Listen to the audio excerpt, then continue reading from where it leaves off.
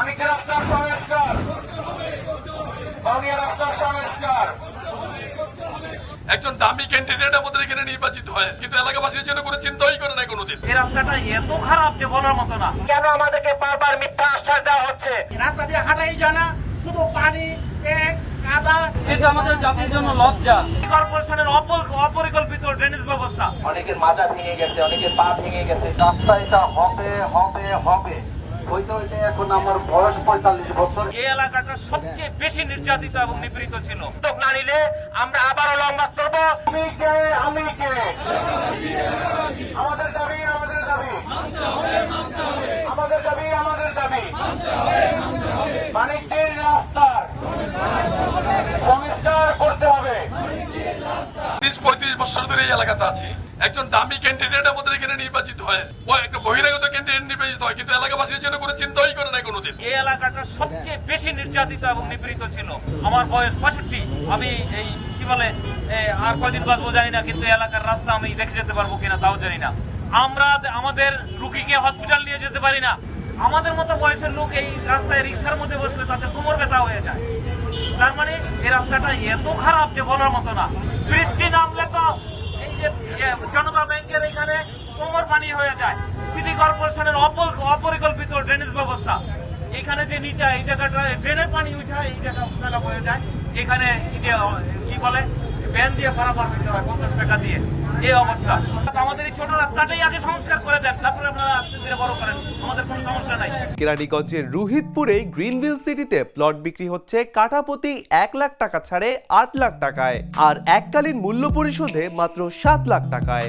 বর্তমান সরকারের কাছে আমাদের আবেদন, অতি দ্রুত আমাদের এই রাস্তা সংস্কার করা হোক। ডিএনসিসি প্রশাসককে বলতে চাই, ইসিবিটি বানিয়া যে নাগরিকরা রয়েছে তারা কি ঢাকা সিটি কর্পোরেশনের বাহিরের লোক? তাহলে কেন আমাদেরকে বারবার মিথ্যা আশ্বাস দেওয়া হচ্ছে, কোনো বাস্তবায়ন করা হচ্ছে না? আমরা বলতে চাই কিভাবে দাবি আদায় করতে হয় সাধারণ মানুষ জানে, এই এলাকার লোক জানে, সাধারণ শিক্ষার্থী জানে। আমরা চাই এই রাজপথে আমাদেরকে না নিয়ে আসুক। আমাদের শিক্ষার্থী থেকে শুরু করে সকলের দুর্ভোগ থেকে কিভাবে মুক্তি পাওয়া যায়, অনতি বিলম্বে এর উদ্যোগ না নিলে আমরা আবারও লং মার্চ করবো, আবারও রাজপথে নেব। সকলকে ঐক্যবদ্ধ হবে এই দাবি আমরা আদায় করবো ইনশাআল্লাহ। রাস্তা এটা হবে হবে হবে হইতে হইতে এখন আমার বয়স ৪৫ বছর। এখন পর্যন্ত রাস্তাটার কোন রকমের কার্যক্রম আমরা দেখি নাই। বর্তমানে রাস্তার এরকম পরিস্থিতি যে এখানে যদি বৃষ্টি হয় তাহলে মোটামুটি এখানে ধান রোপণ করলে মোটামুটি আমরা কয়েকশো টন ধান পেতে পারি। 2025 সালে এই ধরনের একটা রাস্তা থাকতে পারে এটা কল্পনাও আসে না। এটা যদি 1915 সাল হতো, এটা যদি 1815 সাল হতো তাহলে সেটা বিশ্বাস করতাম। 2025 সালে এসে এরকম একটা রাস্তার জন্য আজকে আমাদেরকে মানববন্ধন করতে হচ্ছে। এটা আমাদের জাতির জন্য লজ্জা। এটা আমাদের মৌলিক অধিকারের জন্য আমরা দাঁড়িয়েছি।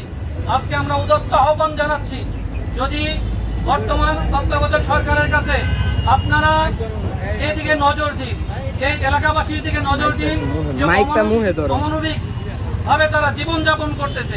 রাস্তা দিয়ে হাঁটাই জানা, শুধু পানি, কাদা, এমন এক পরিস্থিতি এই যে এই এলাকার জনগণ বাস্তবায়ন করা অনেক কষ্ট হয়ে গেছে।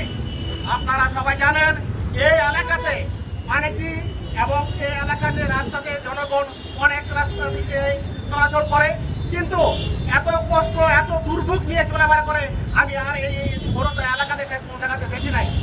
আপনাদের প্রত্যেকের প্রতি আমাদের অনুরোধ, আপনারা যারা উপদেষ্টা মন্ডলী আছে তাদের প্রতি অনুরোধ, এরকম সমস্যা থেকে আমাদেরকে উত্তরণ করুন। কয়েকদিন আগে আমাদের সেনাবাহিনীর এক কর্মকর্তার হাত ভেঙে গেছে, অনেকের মাজা ভেঙে গেছে, অনেকের পা ভেঙে গেছে, বিভিন্ন ভাবে মানুষজন ক্ষতিগ্রস্ত হচ্ছে। গত 9 ফেব্রুয়ারি আমরা শুনে আনন্দিত হয়েছিলাম যে 9 ফেব্রুয়ারি একটা প্রজ্ঞাপন জারি হয়েছে। সেই প্রজ্ঞাপনের আজ পর্যন্ত কোনো অগ্রগতি আমরা দেখতে পাচ্ছি না। আপনারা রাস্তাটা সংস্কারের ব্যবস্থা করুন, রাস্তাটা প্রশস্ত করার ব্যবস্থা করুন। আমরা ঢাকা উত্তর সিটি কর্পোরেশন 4 নম্বর ওয়ার্ডের জনগণ আমরা একত্রিত আছি, একত্রিত থাকবো।